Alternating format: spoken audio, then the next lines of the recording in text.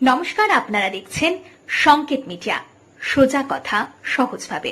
পাথর প্রতিমাতে বাজি বিস্ফোরণ, একই বাড়ির 7 সদস্যের মৃত্যুর আশঙ্কা।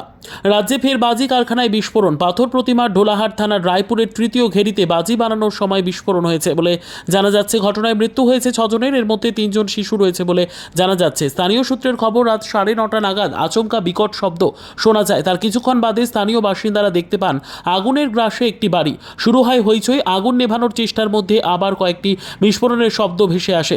খবর পেয়ে ঘটনাস্থলে যায় পুলিশ। শুরু হয় আগুন নেভানোর কাজ, সেই সঙ্গে বাড়ির ভিতরে থাকা লোকজনকে উদ্ধারের চেষ্টা। যদিও পুলিশের একটি সূত্রে জানা যাচ্ছে 7 জনের মৃত্যু হয়েছে এই অগ্নিকাণ্ডে। আগুন লাগার কারণ এখনও জানা যায়নি, তবে স্থানীয়দের একাংশের অনুমান বাড়িতে বাজি মজুত করা হয়েছিল, সেখান থেকে এই অগ্নিকাণ্ড। তারা জানাচ্ছেন বাসন্তী পুজো উপলক্ষে ওই বাড়িতে বাজি তৈরি করা হচ্ছিল। রাত 9:30 নাগাদ সেখান থেকে হঠাৎ বিস্ফোরণ হয়। কিছুক্ষণের মধ্যে পুরো বাড়িটি আগুনের গ্রাসে চলে যায়। আবার অনেকে বলছেন রান্নার সিলিন্ডার ফেটে দুর্ঘটনা হয়েছে।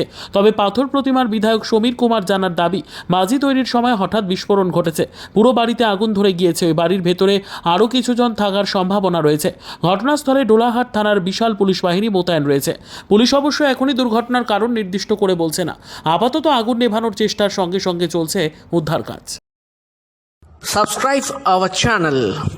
Press the bell icon.